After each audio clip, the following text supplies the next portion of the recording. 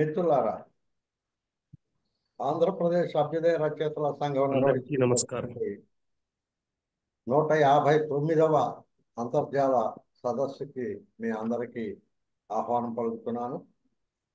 అభ్యుదయ సాహిత్యోపన్యాసాలు శీర్షికలో ఇది 159వ ప్రసంగం. అభ్యుదయ సాహిత్య విమర్శ శీర్షికలో ఇది 50వ ప్రసంగం. ఈరోజు సాహిత్య విమర్శకునిగా ఆచార్య ఎస్ గంగప్ప అనే అంశం పైన మిత్రుడు, నాగార్జున విశ్వవిద్యాలయ ఆచార్యులు నార్శెట్టి వెంకటకృష్ణారావు గారు ప్రసంగిస్తారు. గంగప్ప గారు 1995లో మొదటిసారిగా నాకు పరిచయం.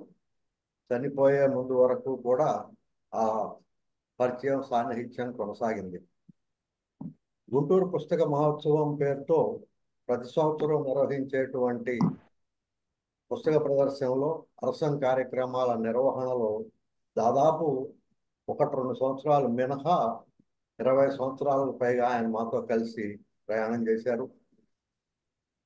ఏదైనా కార్యక్రమంలో తనకి ఇన్విటేషన్ రాకపోయినా, తన పేరు లేకపోయినా వెంటనే ఏమిటి ఈ సంవత్సరం నన్ను వదిలేసావా అంటూ ఫోన్ చేసేంత చదువు మా మధ్య ఉండేది. పెద్ద ఆయన రాసిన పుస్తకాల లిస్టే చదవాలంటే చాలా టైం పడుతుంది. అందువల్ల అధ్యక్షత వహించవలసిందిగా అరసం రాష్ట్ర అధ్యక్షులు రాచపాళెం చంద్రశేఖర్ రెడ్డి గారిని ఆహ్వానిస్తున్నాను. వారు కృష్ణారావు గారిని పరిచయం చేసి కార్యక్రమాన్ని ముందుకు తీసుకువెళతారు. అధ్యక్ష. ఓకే మిత్రమా. ప్రియమైన మిత్రులు ఆనంద్ గారు, ఈనాటి వక్త సోదరులు కృష్ణారావు గారు, మరొక మిత్రుడు ఆచార్య వెలమల సింహన్న గారు, ఈ సభలో పాల్గొంటున్న ఇతర మిత్రులందరికీ నమస్కారం. ఆంధ్రప్రదేశ్ అభ్యుదయ రచయితల సంఘం 159 వారాలుగా నిర్వహిస్తున్నటువంటి ఈ సుదీర్ఘ కార్యక్రమానికి మీకు అందరికీ స్వాగతం పలుకుతున్నాను. అభ్యుదయ సాహిత్య విమర్శ ఉపన్యాసాలలో ఈరోజు 50వ ఉపన్యాసం మనం నిర్వహించుకుంటూ ఉన్నాం. ఈ 159 వారాలుగా వక్తలుగా వచ్చిన వాళ్ళు, అధ్యక్షత వహించిన వాళ్ళు, శ్రోతలుగా వచ్చిన వాళ్ళందరికీ నేను నమస్కరిస్తూ ఉన్నాను. ఈరోజు మా అరసం ప్రధాన కార్యదర్శి వల్లూరి శివప్రసాద్ గారు అధ్యక్ష వహించవలసి ఉంది. అయితే ఆయన ఆదేశాన్ని అనుసరించి నేను అధ్యక్షుడిగా కూర్చున్నాను. ఈ మార్పును అంగీకరించవలసిందిగా మా కృష్ణారావు గారిని కోరుతూ ఉన్నాను. ఈరోజు కృష్ణారావు గారు ఆచార్య ఎస్ గంగప్ప గారిని గురించి, ఆయన సాహిత్య విమర్శ గురించి ప్రసంగిస్తారు. తోమాటి దొణప్ప గారు, ఎస్ గంగప్ప గారు వీళ్ళిద్దరు అనంతపురం జిల్లా వాళ్ళు. అనంతపురం జిల్లాలో పుట్టి పెరిగి చదువుకొని వాళ్ళు గుంటూరు ఆచార్య నాగార్జున విశ్వవిద్యాలయంలో ఆచార్యులుగా పనిచేశారు. మాకు ఆచార్య తుమ్మపూడి కోటేశ్వరరావు గారు నాకు గురువు. ఆచార్య కొలకులు రంగనాథ్ గారు మాకు సీనియర్ ప్రొఫెసర్. ఆచార్య తమ్మారెడ్డి నిర్మల్ గారు నాకు గురువు తిరుపతిలో. ఈ ముగ్గురు గుంటూరు జిల్లా వాళ్ళు. అలాగే ఆచార్య మద్దూరు సుబ్బారెడ్డి గారు, ఆయన గుంటూరు జిల్లా ఆయన. ఆ రోజుల్లో ఒక ప్రాంతంలో చదువుకున్న వాళ్ళకి మరొక ప్రాంతంలో అక్కడ అవసరాలను బట్టి లేదా సహృదయత పరంగా కూడా ఉద్యోగాలు వచ్చేటువంటివి. ఇప్పుడు ఎక్కడ నీళ్లు అక్కడ ఆగిపోతున్నాయి. ఇది ఒక పెద్ద మార్పు మనకి. ఈరోజు గంగప్ప గారి గురించి మాట్లాడబోతున్న కృష్ణారావు గారి గురించి కొన్ని మాటలు. ఎన్వి కృష్ణారావుగా ప్రసిద్ధులైనటువంటి మిత్రుడు కృష్ణారావు గారు పూర్తి పేరు నారిశెట్టి వెంకట కృష్ణారావు. ఇందాక ఆనంద్ అంటున్నాడు, ఏమిటి అప్పుడే వెంట్రుకలు రాలిపోయినాయని. నేను కూడా ఆయన చాలా దగ్గరగా ఉన్నాడేమో రిటైర్మెంట్ అనుకున్నా, కానీ ఆయన 50 ఏళ్ళు వాడే కుర్రోడు. ఆయన 1973 అక్టోబర్ 2వ తేదీ గాంధీ జయంతి నాడు పుట్టాడు ఆయన. ఎక్కడ పుట్టాడా, ఈ గాంధీ జయంతి నాడు పుట్టడం ఒకటి విశేషం కదా అయింది. ఇంకొక విశేషం ఉంది ఏమిటంటే, పాత గుంటూరులో తిక్కన గారి ఇంటి పక్క ఇంట్లో పుట్టారు ఆయన. రెండు విశేషాలు నాకు చాలా సంతోషం. తిక్కన గారి ఇంటి పక్కన పుట్టడం. వారి అమ్మా నాన్నలు శ్రీమతి వెంకాయమ్మ, శ్రీ నాగేశ్వరరావు గారు. వారు వ్యవసాయ కుటుంబం, శ్రామిక కుటుంబం. కృష్ణారావు గారు పాత గుంటూరులో శ్రీ భవనం బ్రహ్మానందరెడ్డి స్మారక పాఠశాలలో చదువుకున్నారు ప్రాథమిక విద్య. తర్వాత ఉన్నత పాఠశాల విద్యను ఆయన పాత గుంటూరులోనే యాదవ ఉన్నత పాఠశాలలో అభ్యసించారు. ఆ తర్వాత ఇంటర్మీడియట్, డిగ్రీ ఈ రెండు కూడా గుంటూరులో ఉన్నటువంటి హిందూ కళాశాలలో అభ్యసించారు. ఎంఏ ఆచార్య నాగార్జున విశ్వవిద్యాలయం చదువుకున్నారు. పిహెచ్డి కూడా, ఎంఫిల్ పిహెచ్డి కూడా అక్కడే చేశారు. ఎంఫిల్ మా గురువు తమ్మారెడ్డి నిర్మల్ గారి పర్యవేక్షణలో ఓల్గా కథల మీద చేశారు, ఎంఫిల్ చేశారు. తేళ్ల సత్యవతి గారి పర్యవేక్షణలో తెలుగులో నిషిద్ధ నాటకాలు అనేటువంటి గొప్ప అంశం మీద పిహెచ్డి చేశారు. ఈ రెండు కూడా చాలా విశేషమైనటువంటి పరిశోధనలు. ఆయన ఇప్పటిదాకా దాదాపు 76 గ్రంథాలు ప్రచురించారు, 4-5 అవార్డులు తీసుకున్నారు. మచిలీపట్నంలో ఉన్నటువంటి ఆంధ్ర సారస్వత పరిషత్తు, అలాగే విశ్వశాంతి ఆర్ట్స్ అకాడమీ, కళామిత్ర మండలి మొదలైన వారి నుంచి ఆయన మంచి పురస్కారాలు అందుకున్నారు. ఇప్పుడు ఆయన ఆచార్య నాగార్జున విశ్వవిద్యాలయంలో తెలుగు శాఖలో అసోసియేట్ ప్రొఫెసర్గా ఉన్నారు. తెలుగు శాఖ అధ్యక్షులుగా పనిచేశారు. ఇప్పుడు పాఠ్య ప్రణాళిక సంఘం అధ్యక్షులుగా పనిచేస్తూ ఉన్నారు. వారు చాలా పాటలు రాశారు, గేయాలు రాశారు. కరోనా మొదలైన తొలి రోజుల్లోనే కరోనా గేయాలు అని ఆయన కరోనా పాటలు రాసి వాటిని మనకు అందుబాటులోకి ఇచ్చారు. అలాగే తెలుగు తల్లి, మా తెలుగు తల్లికి మల్లె పోదండ అనేటువంటి పాట వచ్చిన తర్వాత ఆయన మా తెలుగు తల్లికి మల్లె పోదండ గేయం తర్వాత తెలుగు వాళ్ళ జీవిత వైభవాన్ని కీర్తికరిస్తూ ఓహో ఓహో ఓహో మా తెలుగు తల్లి నీ బిడ్డలై పుట్టాలి కల్పవల్లి అనేటువంటి నమూనాలో మంచి పాటలు రాశారు. ఈ మధ్యనే కేంద్ర సాహిత్య అకాడమీ ద్వారా అనిశెట్టి సుబ్బారావు శత జయంతి సభల్ని కృష్ణారావు గారు కన్వీనర్గా ఉంటూ అక్కడ నిర్వహించినప్పుడు నేను అందులో పాల్గొన్నాను. ఆచార్య నాగార్జున విశ్వవిద్యాలయం ఇప్పుడు మనకు శ్రీకృష్ణదేవరాయ విశ్వవిద్యాలయము, వేమన యోగి వేమన విశ్వవిద్యాలయము, ఆచార్య నాగార్జున విశ్వవిద్యాలయం, ఈ పేర్లు చాలా విశేషమైన పేర్లు. ఆంధ్ర విశ్వవిద్యాలయం అంటే ఆ రాష్ట్రం విడిపోవాలనుకున్న ప్రాంతంలో ఒక ప్రాంతాన్ని దృష్టి పెట్టినట్టు పేరు. అలాగే ఉస్మానియా అనేటువంటిది అప్పటి చారిత్రక నేపథ్యంలో ఆ పేరు ఏర్పడింది. ఆచార్య నాగార్జునుడు పేరు మీద మొదట్లేదు నాగార్జున విశ్వవిద్యాలయం అనుకున్నారు. తర్వాత ఈ సినిమా నటుడు నాగార్జున ప్రాచుర్యం రావడం, బహుశా అక్కడ ఏమన్నా వాతావరణం కనిపించిందేమో, ఆ కనిపించి తొలగించడానికి వేణుగోపాల్ రెడ్డి గారు వైస్ ఛాన్సలర్గా ఉన్నప్పుడు అనుకుంటాను ఆచార్య నాగార్జున విశ్వవిద్యాలయం మార్చారు. ఆ ఆచార్య నాగార్జున విశ్వవిద్యాలయం ఉండడం బాగా ఉంది, ఎందుకంటే వేమనను యోగి వేమన అని పెట్టినట్టుగా. ఈ చాలా 1967లో ఉస్మానియా విశ్వవిద్యాలయానికి ఆంధ్ర విశ్వవిద్యాలయానికి గూడూరులోను, ఎస్వి శ్రీ వెంకటేశ్వర విశ్వవిద్యాలయానికి అనంతపురంలోను పీజీ సెంటర్లో ప్రారంభమైన ఆ పీజీ సెంటర్ 1963 ప్రాంతాల్లో వచ్చాయి పీజీ సెంటర్లు. 76 ప్రాంతాల్లో ఈ విశ్వవిద్యాలయం మరి అటువంటి గొప్ప చరిత్ర కలిగినటువంటి విశ్వవిద్యాలయంలో మా మిత్రుడు కృష్ణారావు గారు అక్కడ వర్క్ చేస్తూ ఉన్నారు. మా గురువు ఆచార్య తమ్మారెడ్డి నిర్మల్ గారి పర్యవేక్షణలో ఆయన ఎంఫిల్ కూడా చేశారు కనుక మాకిద్దరికి అన్నాదమ్ముల సంబంధం ఉందని నేను భావిస్తూ ఉన్నాను. వారిని ఆచార్య ఎస్ గంగప్ప గారిని వారి సాహిత్య విమర్శ మాట్లాడవలసిందిగా కోరుతూ, గంగప్ప గారికి నేనంటే చాలా ఇష్టం. నేనంటే కొంచెం కోపం కూడా. ఎందుకంటే నా కృషి, నా వ్యక్తిత్వం బాగా నచ్చుతాయి, కానీ నా భావజాలం ఆయనకు నచ్చదు. అట్లా ఒక పర్యాయం లేదు, ఒకే ఒకసారి అన్నమయ్య సాహిత్యం మీద వచ్చినటువంటి విమర్శ మీద నేను ఒక వ్యాసం రాశాను. ఆ వ్యాసంలో ఉన్నటువంటి భావవాద ధోరణులను నేను పేరుతో సహా చెప్పి ఖండించాను. నేను ఖండించిన వాళ్ళలో పెద్దలు గంగప్ప గారు కూడా ఉన్నారు. ఆయన అప్పుడు కొంచెం నొచ్చుకున్నట్టుగా తెలిసింది. సరే, గురువులు కదా అని నేను గమనుండిపోతే, వారి అల్లుడు మనకు సాంబశివరావు గారు ఉన్నారు. ఆయన కూడా నాకు చాలా మంచి స్నేహితుడు. ఇప్పుడు మనందరి తరఫున కృష్ణారావు గారిని ప్రసంగించవలసిందిగా కోరుతూ ఉన్నాను. మాట్లాడండి మిత్రమా మీరు. అందరికి నమస్కారం. సార్ వినిపిస్తుందా? వినిపిస్తుంది, మాట్లాడండి.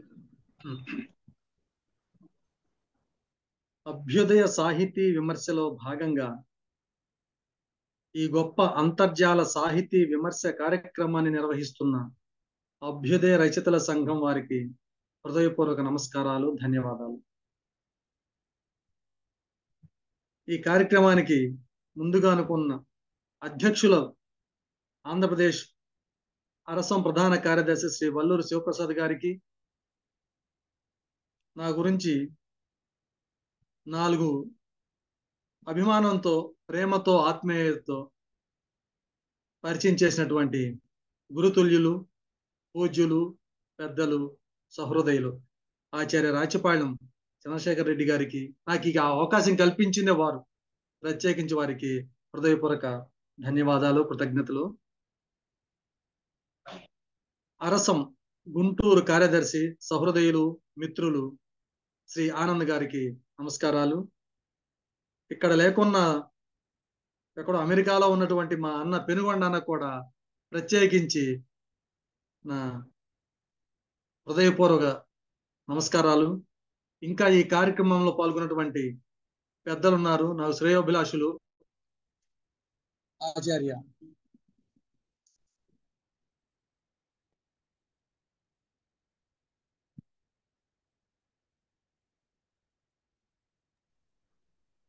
సింహన్న గారు. సార్ వినిపిస్తున్నారా? వినిపిస్తుంది సార్. చాలు. వినిపిస్తుంది. పెద్దలు ఆచార్య సింహన్న గారికి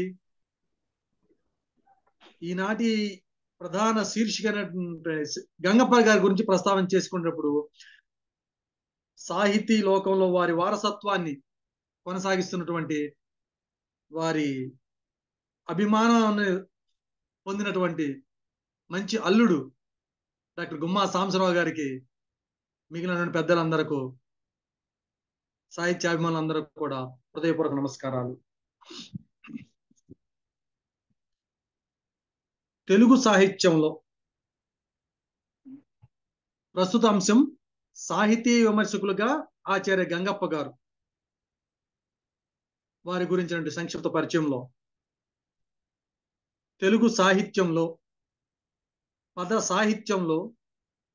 సాహిత్య పరిశోధనలో తనకంటూ ఒక ప్రత్యేక స్థానాన్ని సంపాదించుకున్న పరిశోధక, తపస్వి, నిరంతర సాహిత్య శోధన కృషివలురు, కీర్తిశేషులు ఆచార్య ఎస్ గంగప్ప గారిని గూర్చి ఆంధ్రదేశంలోని సాహితీ లోకంలో తెలియని వారు లేరు.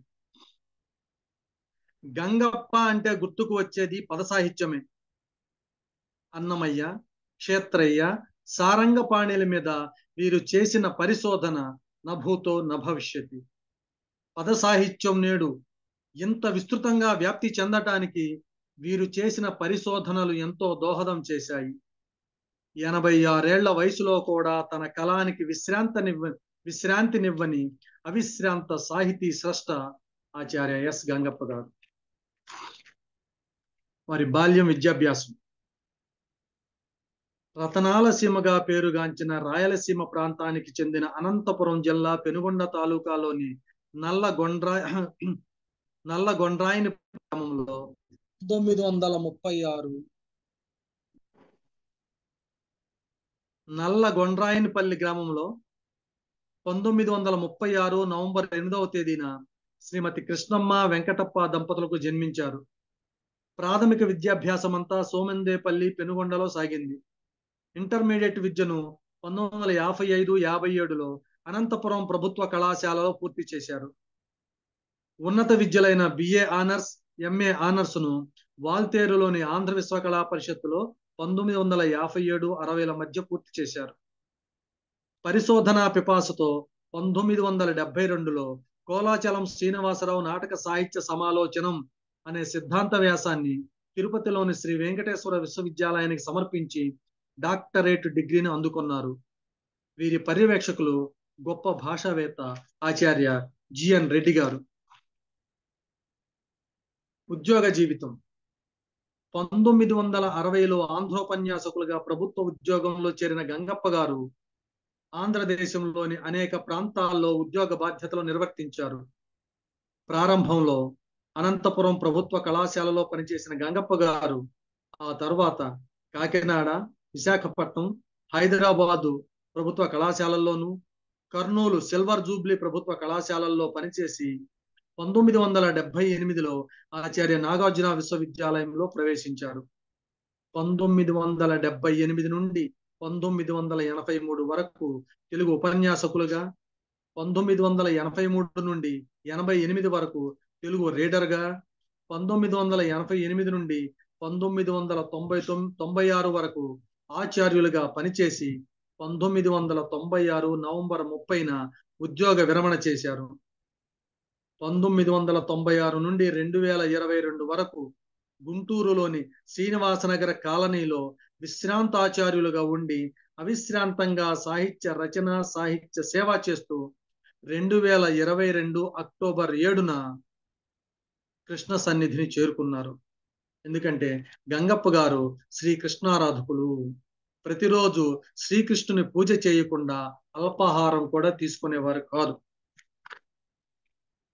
సాహిత్య గమనం. విద్యార్థి దశలోనే గంగప్ప గారిలోని కవి బయటికి దూసుకొచ్చాడు. కాలేజీ విద్యను అభ్యసించేటప్పుడే పద్యాలు రాసి పత్రికలకు పంపుతుండేవారు. భిక్షగాడు పద్య కవిత అప్పటిదే. ఆ విధంగా ప్రారంభమైన వారి సాహితీ జీవన గమనం అదే రీతిన కొనసాగింది. గంగప్ప గారు ఇప్పటి వరకు 123 గ్రంథాలు రచించారు. శతాధిక గ్రంథకర్త అయిన ఆచార్య శ్రీ రామప్ప గారి గంగప్ప గారు తెలుగు సాహిత్యంలోని దాదాపు అన్ని ప్రక్రియలను స్పృశించారు. కథ, నవల, నాటకం, నాటిక, పద్య కవిత్వం, వచన కవిత్వం, గేయం, విమర్శ, పీఠిక, అనువాదం, సంపాదకత్వం, వ్యాసం, జీవిత చరిత్ర, మోనోగ్రాఫ్లు మొదలైన ఎన్నో ప్రక్రియలను తనదైన శైలిలో తీర్చిదిద్దారు. అనేక సాహిత్య పత్రికలలో 1500కు పైగా వ్యాసాలు ప్రకటించారు అంటే వారి సాహితీ విమర్శ కోణం ఎంత విస్తృతమైందో తెలుస్తుంది. 100కు పైగా సాహితీ సదస్సులలో పాల్గొని పత్ర సమర్పణ చేశారు. పద, జానపద, నాటక, ప్రాచీనాధునిక సాహిత్యాల్లో పరిశోధక, విమర్శక, సృజనాత్మకమైన 123 రచనలు చేసి ప్రకటించటం అరుదైన అంశం, కొనియాడదగిన విశేషం.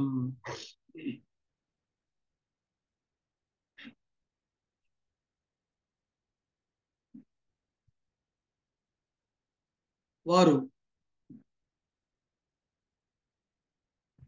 1973, 1980లలో ఆంధ్రప్రదేశ్ సాహిత్య అకాడమీ అవార్డులు, 89, 83లో పొట్టి శ్రీరాములు తెలుగు విశ్వవిద్యాలయం అవార్డులు, 1994లో విశ్వనాథ సాహిత్య పీఠం అవార్డు, 1991లో ఆంధ్రప్రదేశ్ ప్రభుత్వం ఉత్తమ అధ్యాపక అవార్డు, ఇంకా ఇతర అనేక అవార్డులు పొందారు.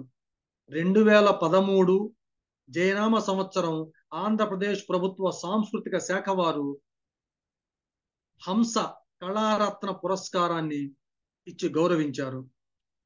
వివిధ విశ్వవిద్యాలయాల్లో పునశ్చరణ తరగతుల్లోనూ, కాకతీయ, శ్రీ వెంకటేశ్వర విశ్వవిద్యాలయాల్లో విజిటింగ్ ఫెలోగాను, యూజీసీ జాతీయ అధ్యాపకులుగా బెనారస్, అలీగఢ్, శ్రీ వెంకటేశ్వర, మద్రాసు, పొట్టి శ్రీరాములు తెలుగు విశ్వవిద్యాలయాల్లోనూ అనేక ప్రసంగాలు చేశారు.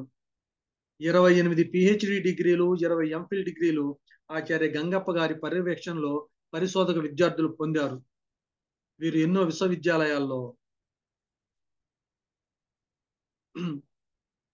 సెనేట్ సభ్యులుగాను, యూజీసీ రీసెర్చ్ అసోసియేట్స్ ఎంపిక సభ్యులుగాను, ఆంధ్రప్రదేశ్ ప్రభుత్వం ఇంటర్మీడియట్ తెలుగు పాఠ్య పుస్తకాలకి అధ్యక్షులుగాను, ప్రత్యేకించి 1994, 2001లో భారతీయ జ్ఞానపీఠ పురస్కారం తెలుగు భాషా సలహా సంఘానికి సభ్యులుగా పనిచేయటం ఒక గొప్ప అనుభూతిగా వారు ఎన్నోసార్లు మాతో పంచుకున్నారు అనుభవాల్ని.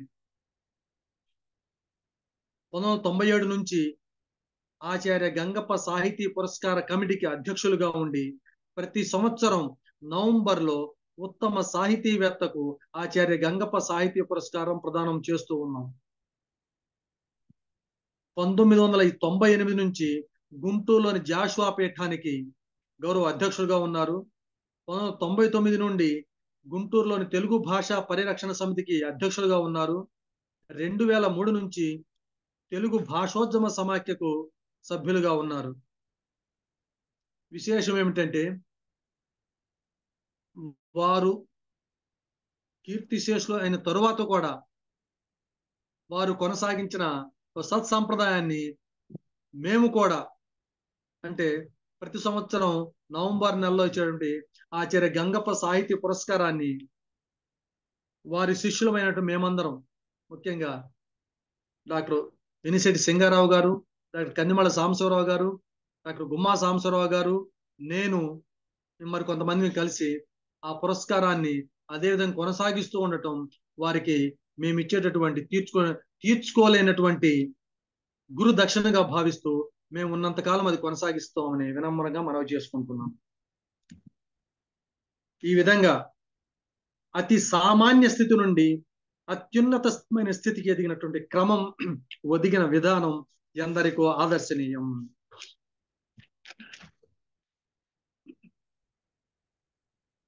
శతాధిక గ్రంథాలు రాసిన గంగప్ప గారి రచనలలో అధిక భాగం విమర్శనా దృక్పథంతో వెలువడిన రచనలే. వారి రచనల్లో దాదాపు 70 రచనలు విమర్శనాత్మకమైనవే. విమర్శనా దృష్టితో ఆచార్య గంగప్ప గారి రచనలను పరిశీలించినప్పుడు బహుముఖాలుగా వారి విమర్శనా నేత్రం కనిపిస్తుంది. అవి 1 పద సాహిత్య విమర్శ, 2 నాటక సాహిత్య విమర్శ, 3 కావ్య విమర్శ ప్రాచీనం ఆధునికం, 4 భాషా విమర్శ, 5 నవలా విమర్శ, 6 జానపద శోధనా విమర్శ, 7 ఇతర విమర్శలుగా నేను వర్గీకరించాను. ఆచార్య గంగప్ప గారిని విమర్శనా రంగంలో అత్యున్నతమైన స్థానంలో నిలబెట్టినవి 2. అవి పద సాహిత్య విమర్శ, నాటక సాహిత్య విమర్శ. పద సాహిత్య విమర్శ. పదం అంటే గంగప్ప గారికి ఆరో ప్రాణం. పదం అంటే పూనకం వచ్చినంత ఉత్సాహం కనిపిస్తుంది వారిలో. పదం మీద ప్రేమతో 1980లోనే తెలుగులో పద కవిత అనే విమర్శనా గ్రంథం రాశారు. ఈ రచనకు 1980-81లో ఆంధ్రప్రదేశ్ సాహిత్య అకాడమీ అవార్డును అందుకుంది. ఇందులో పద కవిత నిర్వచనం, ఆవిర్భావం, వాగ్గేయకారుడు, తెలుగులో పద కవితా వికాసంలో అన్నమయ్య, క్షేత్రయ్య, త్యాగయ్య, కంచర్ల గోపన్న, సారంగపాణి, పోతులూరి వీరబ్రహ్మం, మునిపల్లె సుబ్రహ్మణ్యం మొదలైన ఎన్నో అంశాలను చాలా చక్కగా పరిశోధనా పద్ధతిలో సరళంగా రచించి పద సాహిత్య ప్రచారానికి ఎంతో కృషి చేశారు. ఈ సందర్భంలో గంగప్ప గారు చేసిన సూచన అందరూ గుర్తించవలసిందే.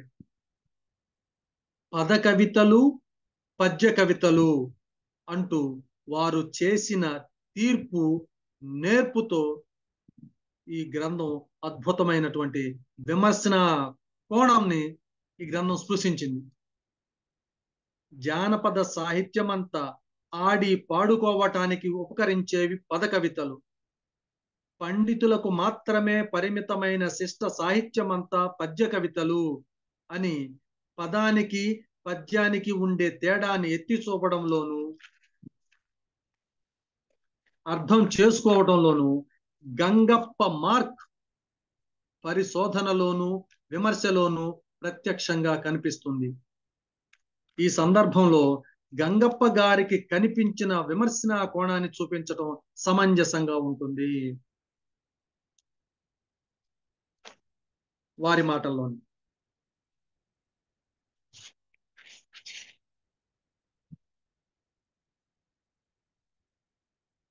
తెలుగు సాహిత్యాన్నంతటిని పండిత సాహిత్యము, పామర సాహిత్యము అని స్థూలంగా రెండు విధాలుగా విభజించవచ్చు. దీన్నే ప్రౌఢ సాహిత్యము, జానపద సాహిత్యము అని పేర్కొనవచ్చు. అంతకంటే శిష్ట సాహిత్యము, శిష్టేతర సాహిత్యము అని చెప్పటం సముచితం. ఈ శిష్ట సాహిత్యం కంటే శిష్టేతర సాహిత్యమే ఆదిలో ఆవిర్భవించి వికాసం పొందింది. ఆ వెనుకే శిష్ట సాహిత్యం ఉద్భవించి తన బలాన్ని, ప్రభావాన్ని స్థిరపరచుకుంది. అనాదిగా వస్తున్న సహజము, స్వాభావికము, నిసర్గ మనోజ్ఞము అయిన జానపద కవితను మన పూర్వులు సేకరించి కాపాడలేదు. రాజాదరణకు పాత్రమైన శిష్ట సాహిత్యం అధికారం చెలాయిస్తూ వచ్చింది. జానపద సాహిత్యం అంతా ఆడి పాడుకోవటానికి ఉపకరించే పద కవితలు, పండితులకు మాత్రమే పరిమితమైన శిష్ట సాహిత్యం అంతా పద్య కవితలు. జానపద సాహిత్యం ఒక ప్రక్క, పండిత సాహిత్యం మరో ప్రక్క తమ దారిన తామే కొనసాగుతూ వచ్చాయి. ఇంకా మనం ఈ విషయాన్ని ఎలా వివరించవచ్చు? తెలుగు సాహిత్యపు మాగాణంలో శిష్టేతర కవితా ప్రవాహం 3 పాయలుగా ప్రవహిస్తూ వచ్చింది. మొదటిది కేవలం జానపద కవిత, దాని పుట్టుక అనాది, లిఖితం కాలేదు. రెండోది పాల్కురికి సోమనాథునితో ప్రారంభమైన ద్విపద కవిత. దీనికి మళ్ళీ జానపదుల వ్యాప్తిలో ఉన్న ఏలలు, జోలలు మొదలైనవి పదరూపాలే ఆధారం. కాకపోతే ద్విపదని మాత్రం ఇతడు గ్రహించాడని గ్రహించడమే కాదు, దానికి కావ్య భాష ప్రతిపత్తిని తెచ్చాడు. అంటే పండితులకు గౌరవించేటట్టు చేశాడు. ఆనాటి పండిత లోకంలో తెలుగు పలుకులంటే గౌరవ ఆధారాలు లేవని తెలుస్తుంది.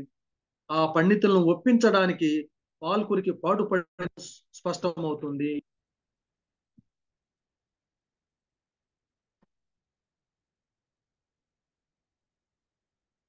తెలుగు మాటల వలదు, వేదములు చూడు అని పాల్కురికి పట్టుపట్టి ఒప్పించాడు. పిన్ పడింది, పిన్ తీసేయాలి. వలదు, వేదములు కొలదిగా చూడు అని పాల్కురికి పట్టుపట్టి ఒప్పించాడు. అందుకే ఆ తర్వాత తెలుగు సాహిత్యంలో ద్విపద రచనలకు అత్యంత ఆదరం లభించింది. ఒక శాఖగా శోభాయమానంగా వెలుగుతూ వచ్చింది. ఇక మూడోది తాళ్లపాక అన్నమాచార్యునితో ఆరంభమైన సంకీర్తన కవిత. ఇది తెలుగులోని పద కవిత. అనాది నుంచి వస్తూ ఆనాటి సామాన్య ప్రజలలో ప్రచారంలో ఉన్న జానపద గేయ రీతుల్ని గ్రహించి అనేక పద కవితల్ని శిష్ట కవితలో ఒక భాగంగా వెలయించి పద్య కవితాపీఠం పక్కనే పద కవితకు సైతం సరిపీఠం వేసిన ఘనత అన్నమాచార్యునికి దక్కింది. పైపెచ్చు సంకీర్తన లక్షణం సంస్కృత భాషలో రచించి దీనికి విశిష్టతను, గౌరవ ప్రతిపత్తులను తీసుకొచ్చాడు. ఇది గమనించదగ్గది, గర్వించదగ్గది అని ప్రకటించటం వారి విమర్శనా కోణానికి ఒక నిదర్శనం. సాధారణంగా కవులు, పండితులు, భాషావేత్తలు, చరిత్రకారులు కావ్య విభజనను, సాహిత్య యుగ విభజనను చేస్తారు. పద కవితకు అర్థవంతమైన యుగ విభజన చేసిన వారు మాత్రం గంగప్ప గారే. పద కవితకు అర్థవంతమైన యుగ విభజన చేసిన వారు మాత్రం గంగప్ప గారే. వారి మాటల్లోనే అది మనం వింటే వారి యొక్క పరిశోధన, వారి యొక్క లోచూపు ఏమిటో మనకు అర్థమవుతుంది.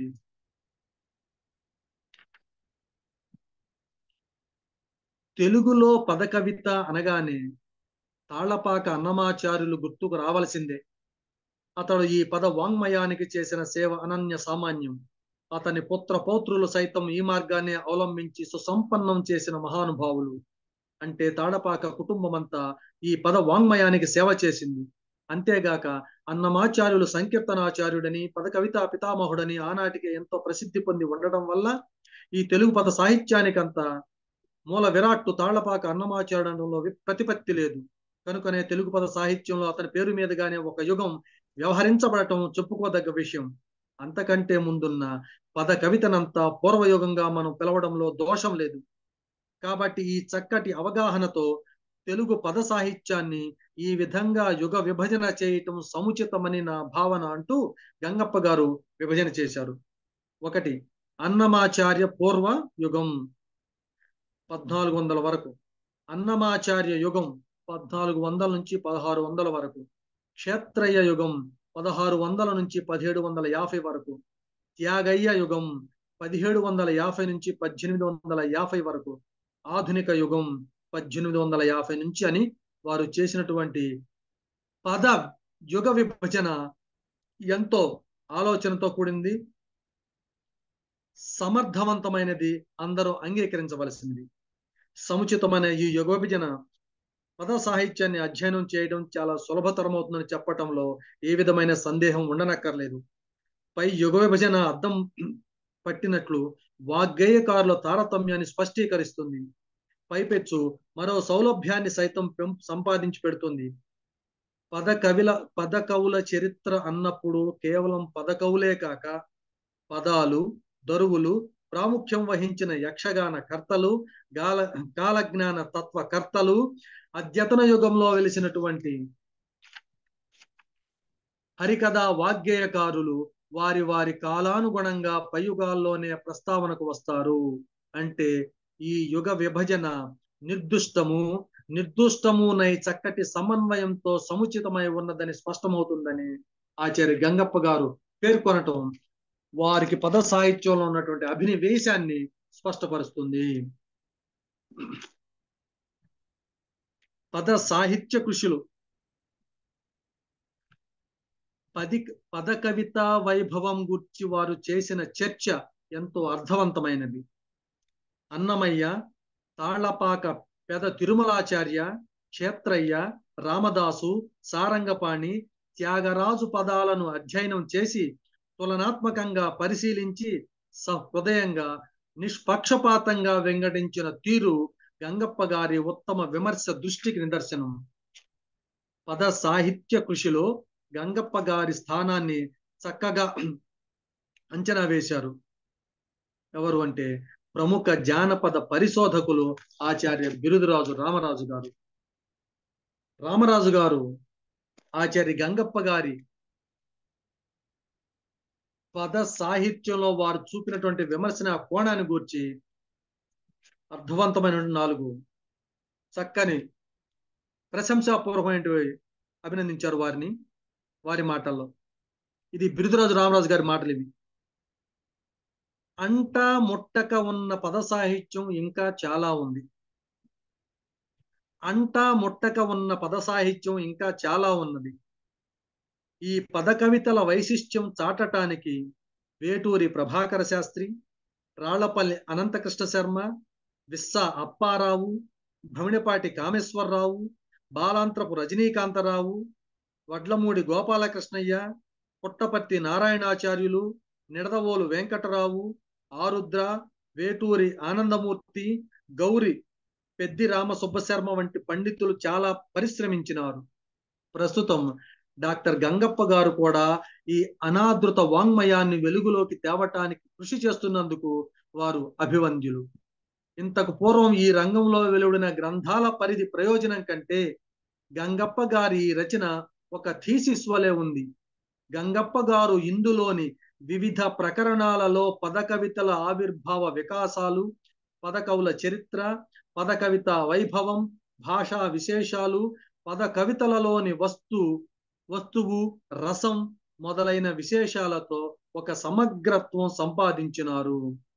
ఇందులోని విషయ వైవిధ్యము, వింగడింపు, విన్యాసము అన్నీ ఒక ప్రణాళిక ప్రకారంగా ఉన్నాయని పేర్కొనటం చూస్తే ఆచార్య గంగప్ప గారు పద సాహిత్య విమర్శలో ఎంతటి ఉన్నతమైన స్థానాన్ని అందుకున్నారో అర్థమవుతుంది.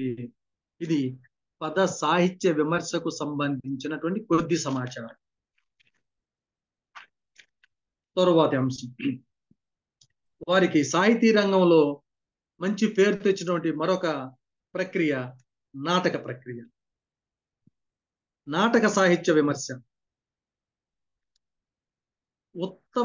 ఉత్తమ విమర్శకునిగా గంగప్ప గారికి పేరు తీసుకొచ్చిన మరొక సాహిత్య ప్రక్రియ నాటకం. నాటక సాహిత్య విమర్శలో గంగప్ప గారిది అందెవేసిన చేయి. వారి పిహెచ్డి సిద్ధాంత గ్రంథమే నాటక రంగానికి సంబంధించినది. కోలాచలం శ్రీనివాసరావు నాటక సాహిత్య సమాలోచనం అనే అంశం మీద పిహెచ్డి చేసి ఆ గ్రంథాన్ని 1977లో ప్రకటించారు కూడా. ఈ సిద్ధాంత వ్యాస ప్రస్తావనలో గంగప్ప గారు పేర్కొన్న అంశాలు కోలాచలం శ్రీనివాసరావు గారిపై వారికి ఉన్న గౌరవాన్ని, నాటక రంగంపై వారికి ఉన్న ప్రేమాభిమానాలను వ్యక్తం చేస్తాయి.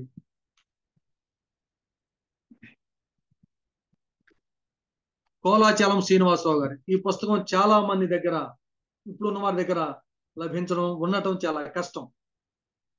వారి గ్రంథం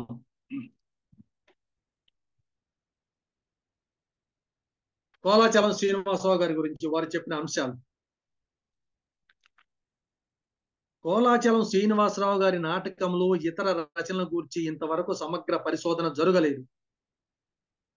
ప్రథమముగా శ్రీనివాసరావు గారికి నాటకకర్తగా అధిక గౌరవం వసంగిన వారు శ్రీ పురాణం సూర్యశాస్త్రి గారు. వారు తమ నాట్యాంబుజంబున శ్రీనివాసరావు గారి నాటకములలో ప్రధానము ప్రసిద్ధమునునైన రామరాజు చరిత్రమును గూర్చి కొంతవరకు చర్చించిరి. అట్లే శ్రీ టేకుమళ్ళ అచ్యుతరావు గారు ఆంధ్ర నాటకము రంగస్థలములలో శ్రీనివాసరావు గారి రామరాజు చరిత్రమును ప్రశంసించి ఉన్నారు. నాటకోపన్యాసములలో శ్రీ రాళ్లపల్లి అనంతకృష్ణ శర్మ గారు శ్రీ ధర్మవరం కోలాచలం వారల గూర్చి అయినను శ్రీనివాసరావు గారి నాటకముల గూర్చి ప్రథముగా మాత్రా పరిచయము గావించిరి. శ్రీ శ్రీనివాస చక్రవర్తి గారు తమ ఆంధ్ర నాటక దర్శిని, ఆంధ్ర నాటక సమీక్ష, తెలుగు నాటక కవులు అను గ్రంథములలో శ్రీనివాసరావు గారి నాటకముల గురించి సంక్షిప్తంగా వివరించిరి. ఇక డాక్టర్ పిఎస్ఆర్ అప్పారావు గారి తెలుగు నాటక వికాసమున శ్రీనివాసరావు గారికి సముచిత స్థానం కలదు. అందు సమగ్ర చర్చకు అవకాశమూ లేదు. ఆంధ్ర నాటకకర్తలలో శ్రీ శ్రీనివాసరావు గారి నాటకములనే గాక ఇతర రచనలకు సైతం గురించి శ్రీ కప్పగల్లు సంజీవమూర్తి గారు రచించిన వ్యాసము మిక్కిలి విలువైనది. శ్రీనివాసరావు గారి జీవితమునకు, నాటకములకు, ఇతర రచనలకు సంబంధించిన సంగతులను లోకమునకు తెలియజేసిన వారు శ్రీ కప్పగల్లు వారే. అయినను ఇది పరిమితమైనది. ఇట్లు శ్రీనివాసరావు గారి జీవిత విశేషములను, రచనలను గూర్చిన కూలంకష పరిశీలనము జరగలేదని స్పష్టమైనది. నాటకాంతం హి సాహిత్యం అను ఆర్యోక్తి ఉన్నను నాటకాది సాహిత్యముగా గల కోలాచలం శ్రీనివాసరావు గారు ఆరంభించియు ఉత్తమ నాటకకర్తగా నిరూపించుకొని ఉన్నట ఈ సిద్ధాంత గ్రంథమున వ్యక్తమైనది.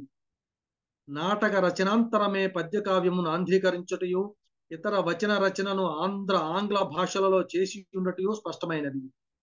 ఆధునిక యుగమున ఆంధ్ర నాటక రచన ప్రయోగముల తొలి దినములలో శ్రీనివాసరావు గారు నాటక రచనకు పూనుకొనిరి. అప్పటికి వీరికి దాదాపు 40 సంవత్సరముల ప్రౌఢ వయస్సు. అట్టి వయ పరిపాకమున రచనకు పూరుకొని ఉండుట చేతను జన్మతః వీరిలో గల ప్రతిభకు భారతీయ పాశ్చాత్య కావ్య నాటక పఠన విమర్శన జన్యు వ్యుత్పత్తి వన్నె పెట్టినది. లోకజ్ఞత సముచిత రీతి రచనకు అవకాశం కల్పించినది. ఇట్టి సదవకాశమును పరిగ్రహించి శ్రీనివాసరావు గారు నాటకములు రచింపనారంభించి క్రమముగా నాటక వాంగ్మయ నిర్మాత కాగలిగిరి. మరొక ప్రక్క ఆధ్యాత్మిక చింతనతో భగవద్గీతను 9 భాష్యముల సాహ్యమున పఠించి ఉపన్యాసముల రచించి ప్రసంగించిరి.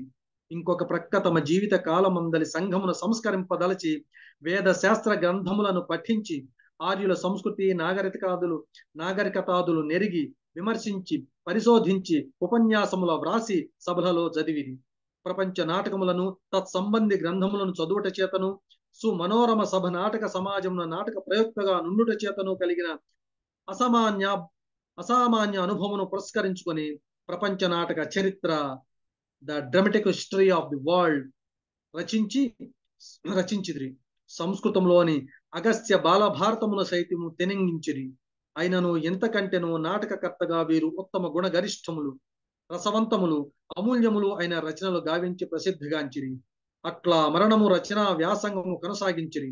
ఆంధ్ర నాటక వాంగ్మయమునకేక ఆంధ్ర వాంగ్మయమునకే ఎనలేని సేవ గావించిన వారు శ్రీనివాసరావు గారు. ఈ సిద్ధాంత గ్రంథమున శ్రీనివాసరావు గారి జీవితమునకు రచనలకు సంబంధించిన అనేక అజ్ఞాత విషయములను సువ్యక్తము గావించుటలోను, విశేషించి రావు గారి నాటకములను పాశ్చాత్య నాటక లక్షణానుగుణము పరిశీలించుటలోను, పైవాని మూలమున రావు గారి వ్యక్తిత్వమును చిత్రించుటలోను ఇత పూర్వము లేనిది, సొంతము అయిన మౌలికత నిరూపితమైనది ఈ సిద్ధాంత వ్యాసములని ప్రకటించడంలో గంగప్ప గారు కోలాచలం శ్రీనివాసరావు గారి నాటక సాహిత్య పరిశోధనలో, పరిశీలనలో ఎంత కృషి చేశారో మనకు తెలుస్తుంది.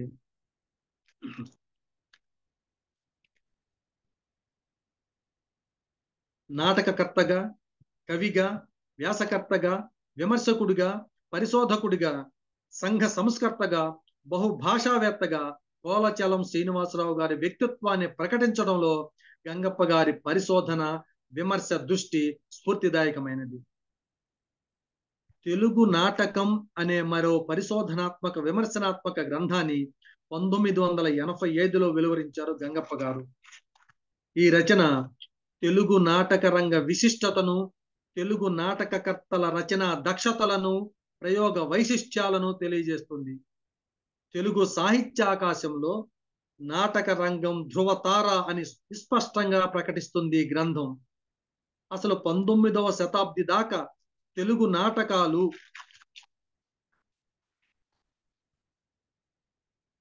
ఎందుకు రాయలేదు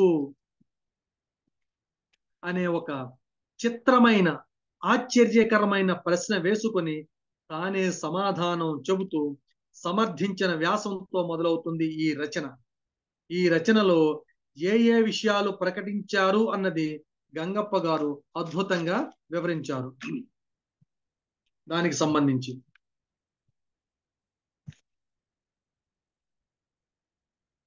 తెలుగులో 19వ శతాబ్దం దాకా నాటకాలు ఎందుకు రచించబడలేదు అన్నది ఒక విచిత్సాస్ఫోరకమైనటువంటి అంశం. దాన్ని నేను మొదటి వ్యాసంలో వివరించాను. రెండో దానిలో ఇంగ్లీషు, పార్సీ నాటక రంగాలు మన నాటక రంగాన్ని ఎలా ప్రభావితం చేశాయో క్లుప్తంగా తెలిపాను. మూడో వ్యాసంలో తెలుగు నాటక సాహిత్యాన్ని విహంగావలోకనం చేయడం జరిగింది. ఆ వెనుక కందుకూరి, చిలకమర్తి, ధర్మవరం, కోలాచలం, గురజాడ, వేదం, పానుగంటి, తిరుపతి వెంకట కవులు వారి నాటక విశిష్ట లక్షణాలను వివరించడం ప్రముఖాంశం. రాయలసీమ నాటక కళల గురించి, ఏకాంకికల్లోని సామాజిక స్పృహను గురించి విశదీకరించాను. మొట్టమొదట తెలుగులో అబ్సర్డ్ నాటకాలు రచించిన వారు శ్రీ దోనేపూడి రాజారావు గారు. వారి నాటకాల గూర్చిన ప్రత్యేకమైన పరిశోధనాత్మక వ్యాసం ఇందులో చేర్చడం జరిగింది. ఇదంతా తెలుగు నాటక రంగానికి సంబంధించినది. ఇదంతా ఒక ఎత్తు అయితే అనుబంధంలో 3 ముఖ్య వ్యాసాలు ఉన్నాయి. శూద్రక మహాకవి రచించిన మృచ్ఛకటికం నాటకానికి మూలం భాస మహాకవికృత చారుదత్తము అనే విషయాన్ని విపులంగా సోపపత్తికంగా సిద్ధాంతీకరించడం జరిగింది.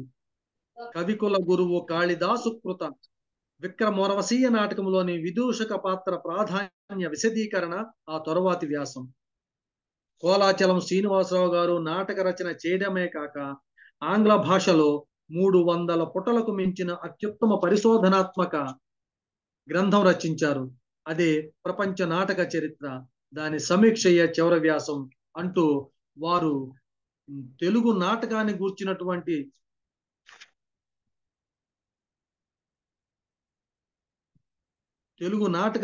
నాటక రంగాన్ని గూర్చి చేసినటువంటి విస్తృతమైనటువంటి పరిశోధన దీనిలో కనిపిస్తుంది.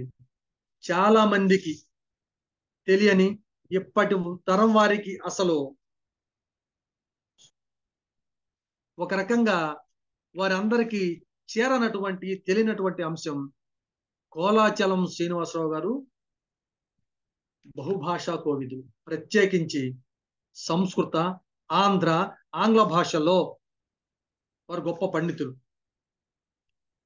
వారి కాలం నాటికి తెలుగు నాటక రంగం గురించే ఒక సమగ్రమైనటువంటి రచన రాలేదు. అటువంటిది ప్రపంచ నాటక రంగం గురించి ఆలోచన చేసి ఎవరు ఉండరు. వారు గొప్పగా ఆలోచించడమే కాదు, గొప్ప పరిశోధనాత్మకమైనటువంటి గ్రంథం రాశారు. అదే ప్రపంచ నాటక చరిత్ర. దాని గురించి గంగప్ప గారు అద్భుతమైనటువంటి విమర్శ చేశారు. సహృదయ విమర్శ. అది ఇక్కడ ప్రత్యేకంగా పేర్కొనవలసింది, గంగప్ప గారి గురించి సహృదయ విమర్శకుడు ఆచార్య గంగప్ప అని మా అన్నగారు సింహన్న గారు ఈ కార్యక్రమం ఉండే ఉంటారు. వారు గొప్పగా సమీక్షా వ్యాసం రాశారు. అది ఎంతో ఉపకరించింది. వారికి నా నమస్కారాలు, ధన్యవాదాలు. ఇక ప్రపంచ నాటక చరిత్ర గురించి గంగప్ప గారి అభిప్రాయం. కోలాచలం శ్రీనివాసరావు గారు 28 నాటకాలు రచించి ఉత్తమ నాటక ప్రణేతగా, అందులోను 8 చారిత్రక నాటకాలు రచించి చారిత్రక నాటక పితామహుడన్న ప్రతీతికి నోచుకున్నారు. ఆంధ్ర నాటక వాంగ్మయంలో వీరికి ఒక ప్రత్యేక స్థానం ఉన్నది. వీరి ప్రపంచ నాటక చరిత్ర, the dramatic history of the world అనే గ్రంథం ఆంగ్ల భాషలో విలిఖించి తమ ఆంగ్ల భాషా సాహిత్య పరిజ్ఞానాన్ని, పాండిత్య ప్రకర్షని, విమర్శన దక్షతని ప్రకటించుకున్నారు. ఖండాంతర ఖ్యాతిని సంపాదించుకున్నారు. స్వభాషాభిమానం అత్యధికంగా గల రావు గారికి ఇష్టం లేకపోయినా ఈ గ్రంథంలో ఆంగ్లంలో రచించవలసి వచ్చిందని అందుకు వారు ఈ విధంగా ప్రకటించారట. అందుకు ఆ భాష, ఆ రచన పీఠికలో, with an earnest hope that my readers will excuse me for attempting to write this treatise in your foreign language, I humbly conclude.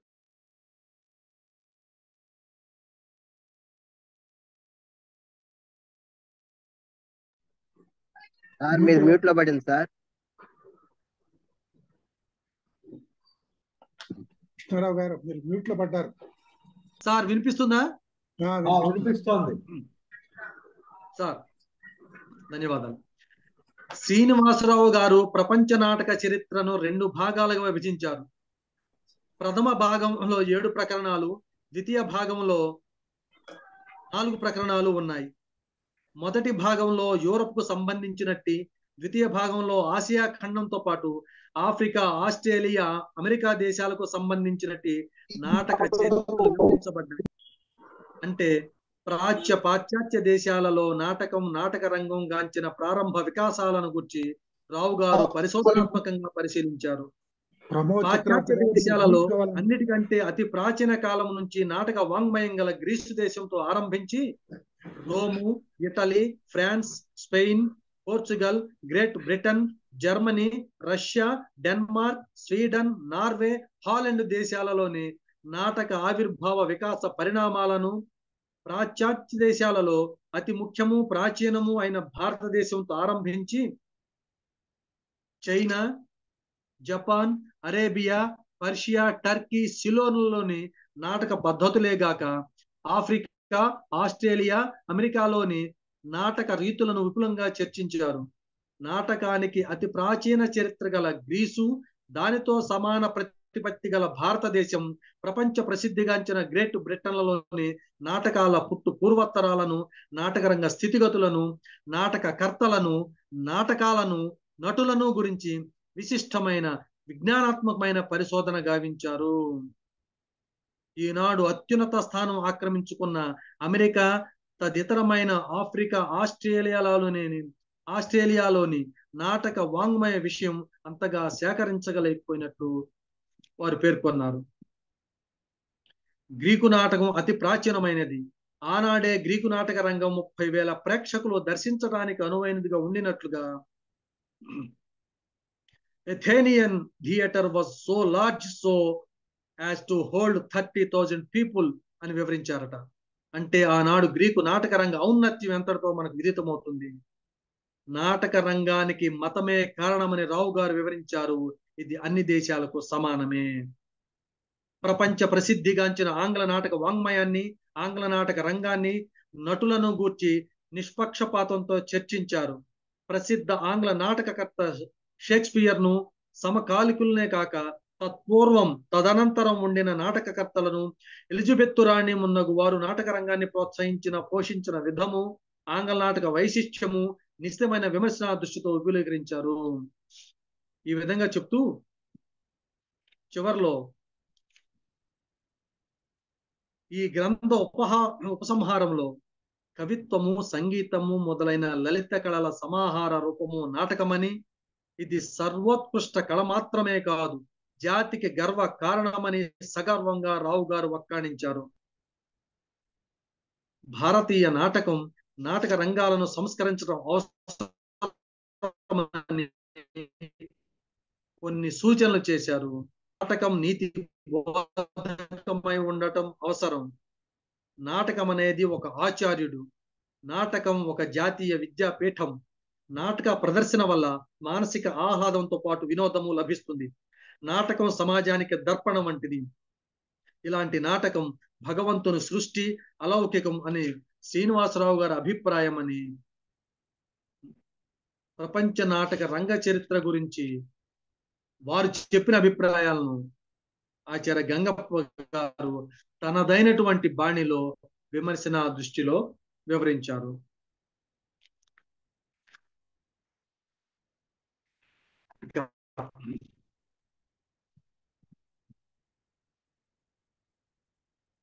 నాటక ప్రక్రియకు సంబంధించి ఇంకా గంగప్ప గారు పదకవితా పితామహుడు అనే నాటకాన్ని, పునర్యవ్వనం అనే నాటికల సంపుటిని, విశ్వనాథ నాటకాలపై సమీక్షలను, నాటక రంగానికి సంబంధించి ఎన్నో వ్యాసాలను ప్రకటించారు. ఇక మూడవది కావ్య విమర్శ. ఆచార్య గంగప్ప గారు మంచి పండితులు. ప్రాచీన కావ్య జ్ఞానం పట్ల ఎంత పట్టు ఉందో ఆధునిక సాహిత్యం పైన కూడా అంత బిగింపు ఉంది. వారు ప్రాచీన ఆధునిక సాహిత్యాలపై ఎన్నో విమర్శనాత్మక వ్యాసాలు ప్రచురించారు. అందులో ఒక వ్యాస సంపుటి సాహిత్యామృతం.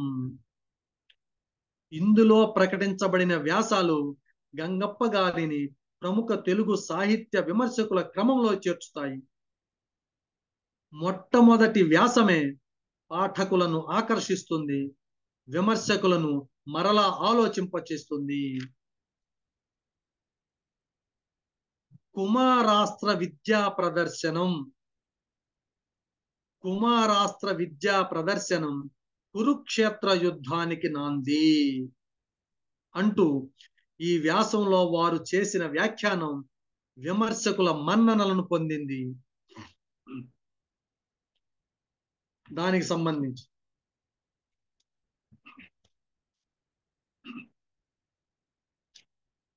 నన్నయ భారతం ఆది పర్వం షష్ఠాశ్వాస ప్రారంభంలోనే ఉంది ఈ విషయం.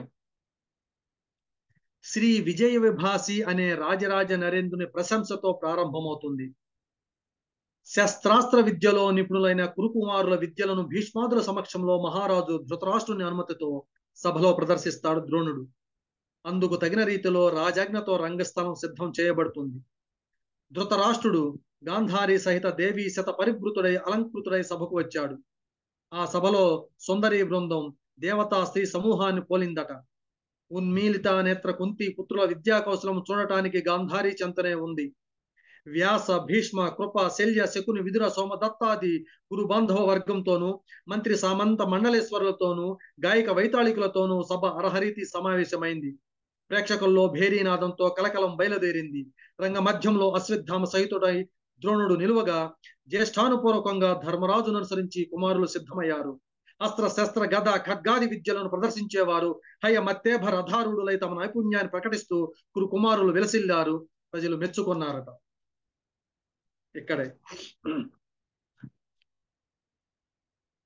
ఇక్కడ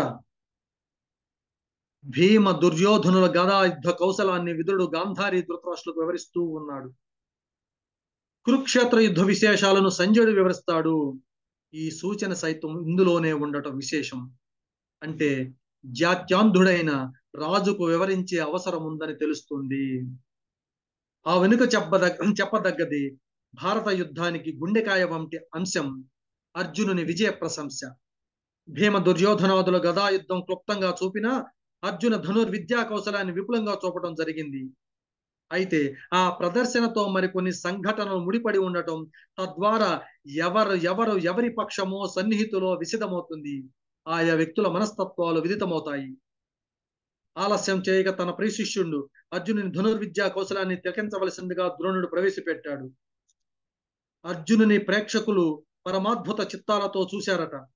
పాండవ ప్రవరుడు అనే ప్రయోగంతో పాండవులలో శ్రేష్ఠుడు అనే అంశాన్ని విదితం చేశాడు ద్రోణుడు. వీడే కృతహస్తుడు అఖిలాస్త్ర విద్యలందు, వీడే అగ్రగణ్యుడు ధర్మ విధులలోన, వీడే భరత వంశం వెలగా కుంతి కడుపు చల్లగా పుట్టిన ఘన భుజుండు అనే ప్రశంసలన్నీ సార్థకాలే. తన శస్త్రాస్త్ర విద్యను అత్యంత శ్రేష్టతా నిరూపంగా ప్రదర్శించాడు అర్జునుడు.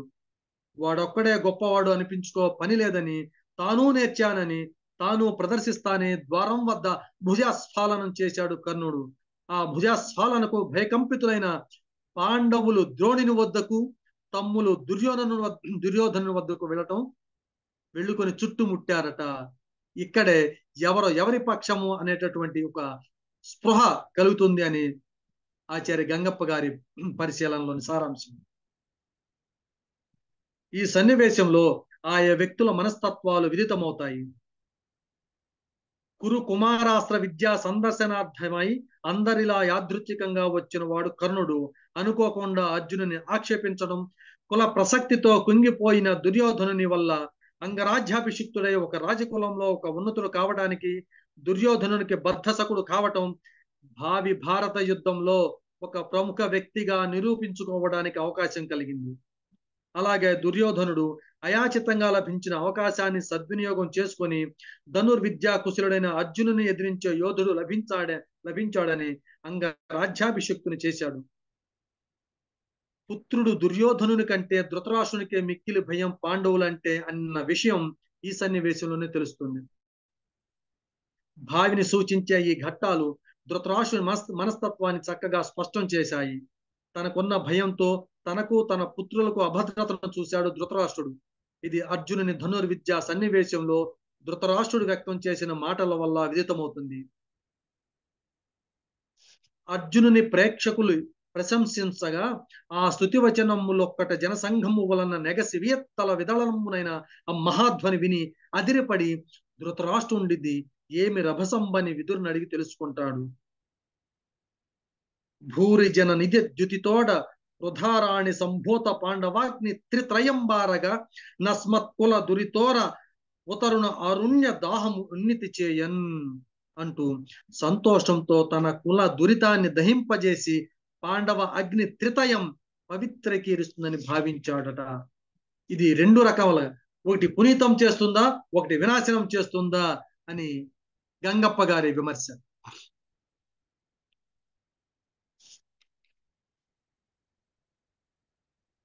ఇలా కురు కుమారాస్త్ర విద్యా ప్రదర్శన కురుక్షేత్ర సంగ్రామానికి నాందిలా కనిపిస్తుందని, విసిదమవుతుందన్న అంశం సుస్పష్టం అంటూ ఈ వ్యాసంలో ఇంతవరకు అంతవరకు గంగప్ప గారు చెప్పేంత వరకు అందరికీ లోచన పరంగా ఉన్నప్పటికీ ఒక అద్భుతంగా అయిన భావ ప్రకటనను, విమర్శన దృష్టిని గంగప్ప గారే చేశారు.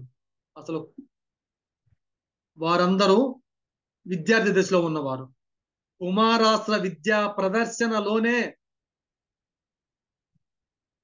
చిట్ట చివరికి జరిగేటటువంటి కురుక్షేత్ర యుద్ధానికి ఒక అంకురార్పణ, ఒక భావి సూచన, ఒక నాంది అనేది ఇక్కడే ప్రారంభమవుతుందని అది నన్నయ్య భట్టే సూచించాడు.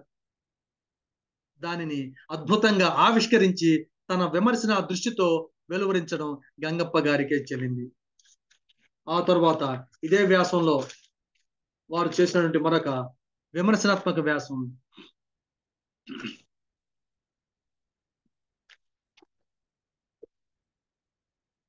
తెలుగు జాతీయ కవి శ్రీనాథుడు.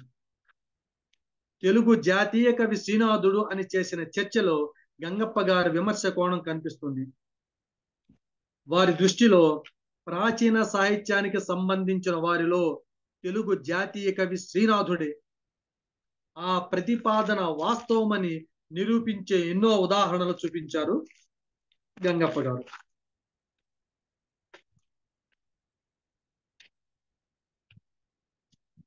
శ్రీనాథుడు తెలుగు జాతీయ కవి అనటం ఎంతైనా సమంజసం. ఇట్లా అనడంలో ఒక విశేషం ఉంది. ఒక వ్యక్తికి తన దేశంపై, తన సంస్కృతిపై, తన భాషపై గల అత్యంత అభిమానాన్ని పురస్కరించుకొని ఆ వ్యక్తిని జాతీయవాదిగా చెప్పవచ్చు.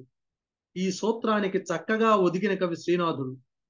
శ్రీనాథుడు అనువాద కవియే కావచ్చుగాక, కానీ ఆయన జాతీయ కవి.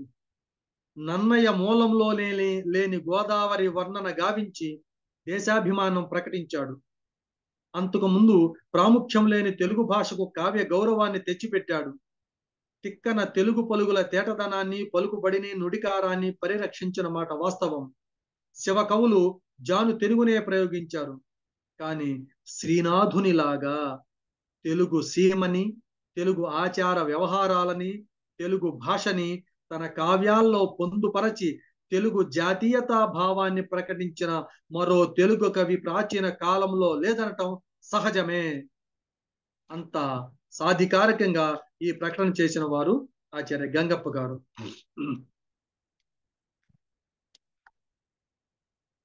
ప్రప్రథమంగా తెలుగు భాషా విశిష్టతను పేర్కొన్న కవి శ్రీనాథుడు. అంతేకాదు, కాశీఖండంలో శ్రీనాథుడు వ్యాసుని కాశీ విశాలాక్షి నోట ఉన్నయూరు కన్న తల్లియు నొక్క రూపన్న రీతి అని పలికించడంలో ఆయన ప్రేమమూర్తి అయిన కన్న తల్లి మీద, తాను పుట్టి పెరిగిన దేశం మీద అభిమానాన్ని అభివ్యక్తీకరించడం గుర్తించగలం.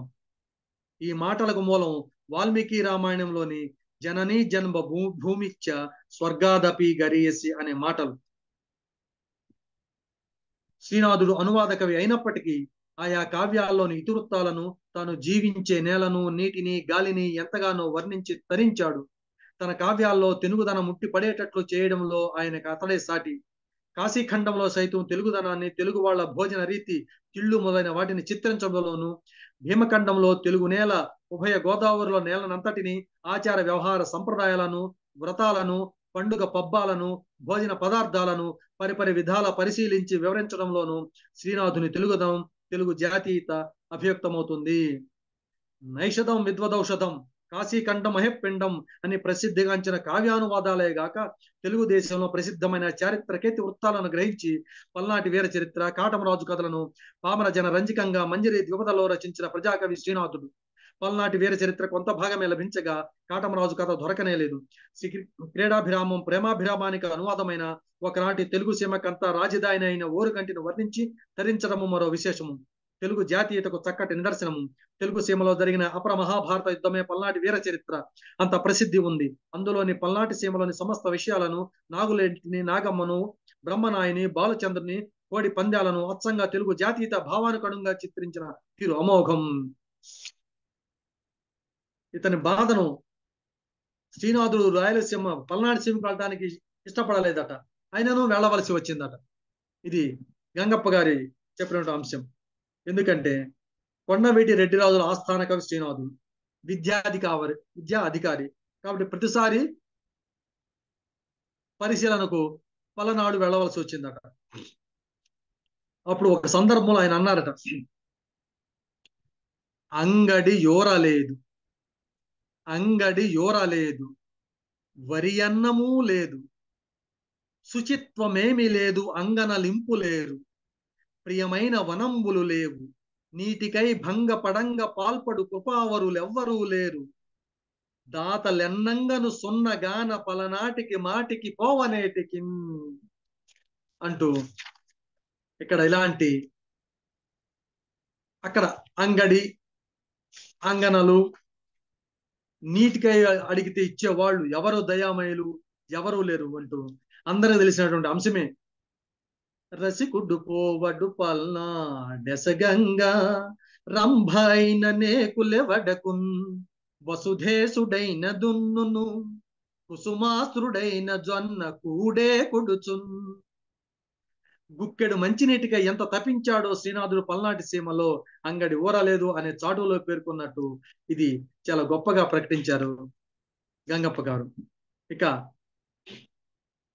భీమఖండంలో నవీన రుక్మాంగుదుడైన లింగమంత్రి ఆచరించిన ద్వాదశి పుణ్యవ్రత సమయంలో బ్రాహ్మణ సంతర్పణ చేసిన తీరు అమోఘం. అందులోని భోజన పదార్థాల వితరణ ఇది. ఇన్ని భోజన పదార్థాలు తెలుగు నేలలోనివే, తెలుగు వారివే, తెలుగు ఇంటిలోవి మాత్రమే.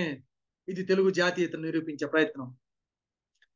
ఖండ శర్కర జున్ను ఖండ చక్కెరలు దోశలు వడల్ సేవే ఆశములతోడ కమ్మగా కాచిన కరియాల నేతితో కమనీయ పంచభక్ష్యముల తోడ సచ్చారువుల తోడ శాఖ పాకములతో పక్వమైన పెసర పప్పుతోడ తేనియ ధారతో పానకంబులతోడ సికిరి షాడబ రస శ్రేణితోడ అచ్చ లవణాధికముతోడ అమృత ఖండ పాండు రంబైన దధితోడ బ్రాహ్మణులకు భోజనము పెట్టు ద్వాదశి పుణ్యవేళ అంటూ ఎన్నెన్నో భోజన పదార్థాలను పేర్కొనటం వారికే చెల్లింది.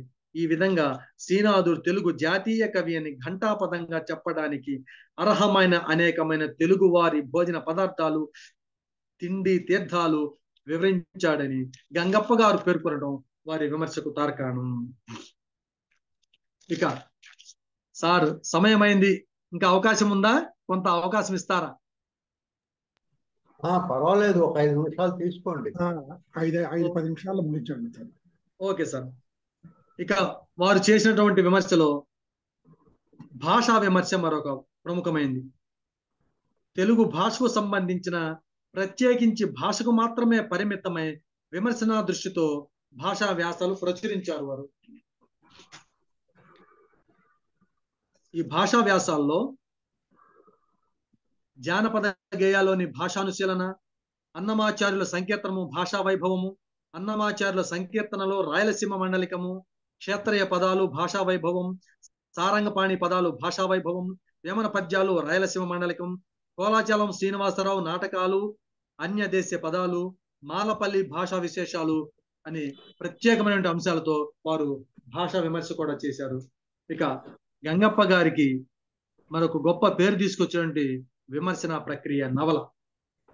గంగప్ప గారు 3 నవలలు రాశారు. సుహాసిని హాసం, రాజరాజ ప్రశస్తి, ఆత్మార్పణం. వారిని నవలా విమర్శలో గొప్పగా స్థానం పొందినటువంటి విమర్శ వేయి పడకలు విశ్లేషణాత్మక విమర్శ. విశ్వనాథ సత్యనారాయణ గారు రాసినటువంటి 1000 పడకల మీద ఒక సాధికారికమైనటువంటి విశ్లేషణతో కూడిన విమర్శ చేయటం, ముఖ్యంగా నవలాకారుడిగా విశ్వనాథ వారి స్థానాన్ని నిర్ణయించడంలో వారు చూపించినటువంటి సమర్థించినటువంటి అంశాలు వారికి నవల విమర్శలో గొప్ప స్థానాన్ని తీసుకొచ్చాయి. ఆ తరువాత ఎవరు చేయనటువంటి ఒక గొప్ప సాహితీ పరిశోధన విమర్శ జానపద శోధన విమర్శ. వారు జానపద గేయ రామాయణం అని ఒక పరిశోధనాత్మకమైన ఒక చిన్న రచనను పరిశోధనాత్మకంగా రచించి ప్రకటించారు. అది జానపద గేయాల సంకలనం. దానికి వారు జానపద గేయ రామాయణం అని పేరుతో ప్రకటించారు. వారు జానపదులు నాకు తెలిసి అనంతపురం లేక రాయలసీమలో అనేక ప్రాంతాలలో, ఇతర ప్రాంతాలలో కూడా వారు క్షేత్ర పర్యటన చేసి సేకరించిన అంశాలను క్రోడీకరించి చేసినటువంటి రచన ఇది. దానిలో వారు అనేక జానపద గేయాల సేకరణ, అనంతపురం మండలంలోని పెనుగొండ తాలూకాలోని నా సేకరణలోని అనేక జానపద గేయాల్లోని కేవల రామాయణ సంబంధి గేయాల కూర్పే ఈ జానపద గేయ రామాయణం. వీటిలో జానపద గేయాలు ఉన్నాయి, వాటన్నిటిని ఒక చోట చేర్చి ఈ జానపద గేయ రామాయణంగా సంకలించాను అంటూ కొన్ని జానపదులు పాడేటువంటి జానపద గేయాలను వాళ్ళు ప్రకటిస్తే, ఓ ఇంత అద్భుతంగా జానపదులు వారికి నచ్చినటువంటి రీతిలో స్థాయిలో రామాయణాన్ని ప్రచారం చేశారా అనిపిస్తుంది. నల్ల గొండ్రాయనపల్లిలో కొండమ్మ కృష్ణమ్మ అనేవారు కలుపు తీత సమయంలో నాట్లు వేసేటప్పుడు శ్రీరామ జననాన్ని గురించి, వారి పట్టాభిషేకం గురించి సీత లక్ష్మణులతో అడవికి పోయినట్టు దాన్ని విశేషంగా వర్ణించారు. ముఖ్యంగా సీత అడవికి పోయేటప్పుడట ఎలా ఉంది ఆ సందర్భం, సన్నివేశం అనేది. ఆ దేవి కదులుతా భూదేవి కదిలా, భూదేవి పైనున్న పక్షులే గదిలా.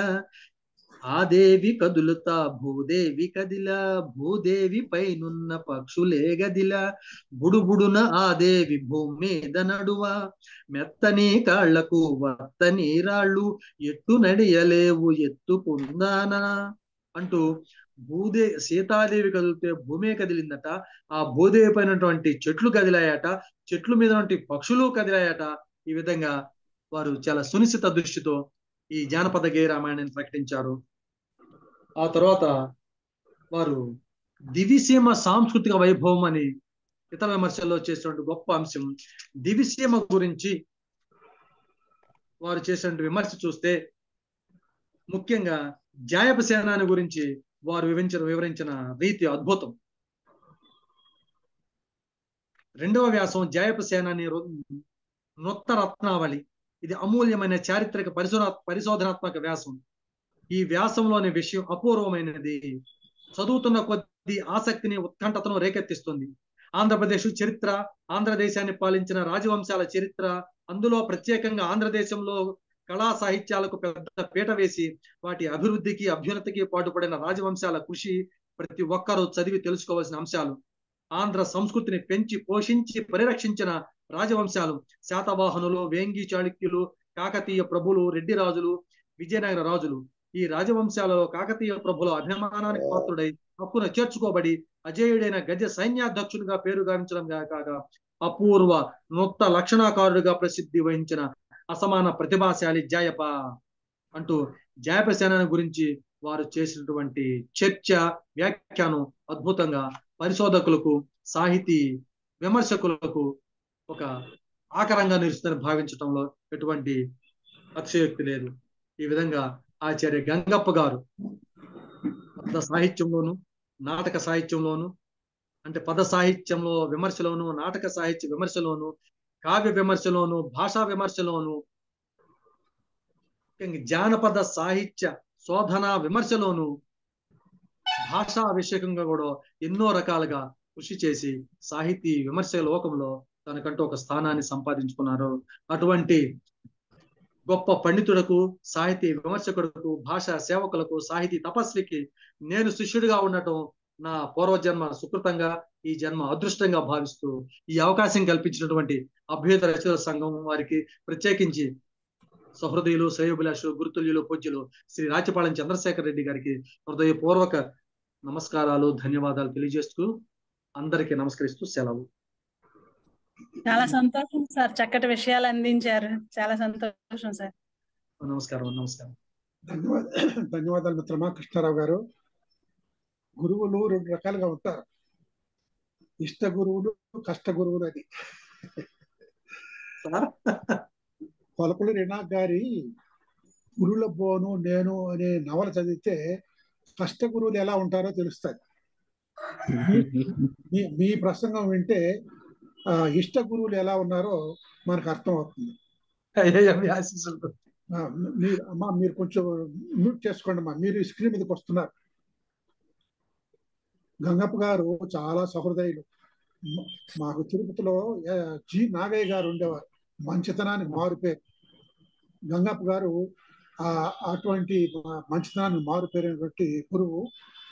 మీరు ఆయన విద్యార్థిగా ఆయన పట్ల మమకారం, గౌరవం కలిగి ఉండడం కాకుండా ఆయన రాసినటువంటి 123 పైగా గ్రంథాలు, ఒక 1500 వ్యాసాలు, అందులో 70 విమర్శ గ్రంథాలు రాయడం అనేటువంటి చిన్న విషయం కాదు. మీ ప్రసంగం విన్న తర్వాత ఏమనిపిస్తుందంటే, ఒక విశ్వవిద్యాలయ ఆచార్యుడి నుంచి యూనివర్సిటీ గ్రాంట్స్ కమిషన్ ఎంతవరకు ఆశిస్తుందో గంగప్ప గారు దానికి 2 3 కృషి చేశారని నాకు బాగా అనిపిస్తూ ఉంది. ఒక యూనివర్సిటీ తెలుగు ప్రొఫెసర్ అంటే గంగప్ప గారి లాగా కృషి చేసిన వాడే అనేటువంటి అవగాహన మన కాలం వాళ్ళు, మన తర్వాత కాలం వాళ్ళు గ్రహించాలని నేను భావిస్తూ ఉన్నాను. ఆయన చక్కగా మీరు ఆయన విమర్శను 7 విభాగాలుగా విశ్లేషించారు. పద సాహిత్య విమర్శ, నాటక సాహిత్య విమర్శ, కావ్య సాహిత్య విమర్శ, భాషా విమర్శ, నవలా విమర్శ, జానపద విమర్శ, ఇతరాలు అని చెప్పేసి ఇది చక్కటి ప్రణాళిక. అందులో మీరు అన్నట్టుగా గంగప్ప గారంటే పద సాహిత్యం గుర్తుకొస్తాయి. నేను ఆయన పుస్తకాన్ని చదివాను, ఏది అన్నమయ్య ఇతర భారతీయ కవులు అని చెప్పేసి. చాలా అద్భుతమైన పుస్తకం. అలాగే కోలాచలం శ్రీనివాసరావు గారి మీద రాసినటువంటి పరిశోధన గ్రంథాన్ని కూడా నేను చదివాను. ఆ 2 పుస్తకాలు గంగప్ప గారికి కిరీటాలు నిలబెడతానని నేను భావిస్తూ ఉన్నాను. పద కవితను 4 యుగాలుగా విభజించి, ఒకటేమో అన్నమయ్య పూర్వ యుగము, ఇంకోటి అన్నమయ్య యుగము, తర్వాత త్యాగ యుగము, తర్వాత క్షేత్ర యుగం. ఈ గొప్ప ఈ విభజన చాలా శాస్త్రీయంగా ఉంది. అలాగే కోలాచలం శ్రీనివాసరావు గారిని ఆయన తెచ్చిన విమర్శ, ఆయన పరిశోధన చేసిన తర్వాతనే లోకానికి తెలిసింది. అసలు తెలుగు నాటకం మీద వచ్చిన విమర్శ తక్కువ గంగప్ప గారు పరిశోధన చేసే కాలానికి. ఆయన పరిశోధన చేసిన తర్వాత అది విస్తృతమైంది. కోలాచలం శ్రీనివాసరావు గారి ప్రపంచ నాటక రంగ చరిత్ర గ్రంథము ఇంగ్లీష్లో రాశాడు ఆయన 1908లో. అది సార్ కూడా చూశారు, దాని మీద వ్యాసం రాశారు. ఇటీవల ఎన్ఎస్ కామేశ్వరరావు గారండి ఢిల్లీలో ఉన్నారు, ఆయన దాన్ని చక్కగా అనువాదం చేసి ప్రచురించారు. దానికి నేను ముందు మాట రాశాను. తర్వాత కావ్య విమర్శలో ఆయన ఇంకొక ముఖ్యమైన పాయింట్ మీరు గుర్తించారు మిత్రమా, ఏమిటంటే మనకు సంస్కృతంలో అపారమైనటువంటి నాటక సాహిత్యం ఉంది. సంస్కృత సాహిత్యాన్ని తెలుగులోకి అనువాదం చేసుకుంటే ప్రాచీన తెలుగు సాహిత్యం అంతా కూడా చాలా వరకు. కానీ మన ప్రాచీన తెలుగు కవులు నాటకాల్ని అనువదించలేదు, అనువదించిన శ్రవ్య కావ్యాలుగా మార్చేశారు. ప్రబోధ చంద్రోదయము, యుద్ధశాల పంచిక లాంటి నాటకాలు శ్రవ్య కావ్యాలు అయిపోయి. ఏమిటి దీనికి కారణం అని పెద్ద చర్చ జరిగింది. ఆ చర్చలో గంగప్ప గారు కూడా పాల్గొని తనదైనటువంటి కారణాలు చెప్పడానికి మీరు గుర్తు చేశారు. తర్వాత ఈ శ్రీనాథుని గురించి తెలుగు జాతీయ కవి అనటము, మీరు 1000 పడగల విషయం చెప్పారు. నేను మాలపల్లి మీద ఆయన ఆంధ్రప్రదేశ్ సాహిత్య అకాడమీకి ఒక ప్రత్యేక ప్రసంగం చేసినట్టుగా ఉన్నారు, నేను చదివాను దాన్ని. చాలా గొప్ప ప్రసంగం అది. తర్వాత జానపదం మీద కూడా ఆయన చాలా కృషి చేశారు. ఎంత వైవిధ్య భరితమైనటువంటి విమర్శలు రాయటం అనేటువంటిది చాలా విశేషం. ఎందుకంటే గంగప్ప గారు విశ్వవిద్యాలయం పనిచేస్తున్న కాలంలో ఉన్న గురువులు చాలా పరిమితంగా ఉన్నారు. ఇప్పుడు ఇంకా సంకుచించుకున్నారు అనుకోండి. ఆ పరిమితంగా గురువులు ఉన్న కాలంలో ఎక్కువ మంది ఈ రాజస్థాన సాహిత్యాన్ని పరిమితమై పరిశోధనలు విమర్శలు రాశారు. మనం గంగప్ప గారిని గుర్తించాల్సింది ఏమిటంటే, విశ్వవిద్యాలయ ఆచార్యులు ఎక్కువ మంది రాజస్థాన సాహిత్య విశ్లేషణకు, పరిశోధనకి, విమర్శకి పరిమితం అయితే, గంగప్ప గారు ఆస్థానేతర సాహిత్యానికి, కొంతవరకు రాజస్థాన సాహిత్యాన్ని గురించి శ్రీనాథుడు లాంటి వాళ్ళ గురించి రాసిన ఆయన ప్రధాన రంగం ఏమిటంటే ఆస్థానేతర సాహిత్యం. అది జానపద సాహిత్యం, పద సాహిత్యం అన్నమాట. కాబట్టి మన సమాజానికి ఏ సాహిత్యాన్ని మనం అందించాలి, ఏ సాహిత్యాన్ని పరిచయం చేయాలి అనేది గంగప్ప గారు బాగా గుర్తించారు. మనకు దొణప్ప గారు కూడా జానపద కళా సంపద అనే పుస్తకం రాశారు. ఈ 2 చాలా గొప్ప గ్రంథాలు అన్నమాట. ఆయన గురించి ఈరోజు మా అరసం వేదిక ద్వారా మంచి అవగాహన కలిగించినటువంటి మీకు అరసం తరఫున కృతజ్ఞతలు చెప్తున్నాము. ఇప్పుడు మిత్రులు ఎవరైనా కానీ కృష్ణారావు గారి ప్రసంగం మీద తమ అభిప్రాయాలు చెప్పాడుకుంటే 1-2 నిమిషాలు మాట్లాడవచ్చు. ఎక్కువ ప్రసంగం కాకుండా 1-2 నిమిషాలు ముగించాలి. ఇందాక ఒక మేడం గారు చెప్పేశారు. సాంబశివరావు గారు, నాకు ఈ జూములు గీములు తెలియని అబద్ధాలు చెప్పారు మీరు. వచ్చినారు, ఆయన ఉన్నారు లైన్ లో. కృష్ణారావు గారు, గుమ్మ సాంబశివరావు గారు ఉన్నారు లైన్ లో. ఇందాక ఉన్నారు, ఇప్పుడు ఉన్నారు మరి. జూమ్ లోకి నేను రాలేను, మాట్లాడలేనని నేను గంగప్ప గారి మీద, మన దొణప్ప గారి మీద మాట్లాడిన అడిగాను నేను. సర్లే సార్, శరత్ గారు. సార్ ఆ పెద్ద ఆయన మన ఉన్నారు కదా, ఆయన ఒకసారి స్పందిస్తే బాగుంటుంది. మన పేరేంటి, సిమ్మన్న గారా? సిమ్మన్న గారు. సిమ్మన్న గారు. సిమ్మన్న గారు. సిమ్మన్న సిమ్మన్న గారు లైన్ లో ఉన్నారా? చూస్తున్నాను సార్. సార్ ఉన్నాను. మాస్టర్ నమస్తే. మరి కానివ్వండి. మాస్టర్ సభకు నమస్కారం. గంగప్ప గారి విమర్శ విశ్వరూపాన్ని 1 గంట 10 నిమిషాలు సోదరుడు బాగా చెప్పారు. మాకు చాలా ఆనందం. మాస్టారు అన్ని ప్రక్రియల్లోనూ కూడా ముందున్నారు, విమర్శ కూడా ఉన్నారు. మీరు ముక్తాయింపు ఇంకా బాగుంది. ఉపన్యాసానికి ముక్తాయింపు, కొస మెరుపు చాలా బాగుంది. అందుకు సోదరుడు కృష్ణారావు గారికి అభినందనలు. చాలా తరువాత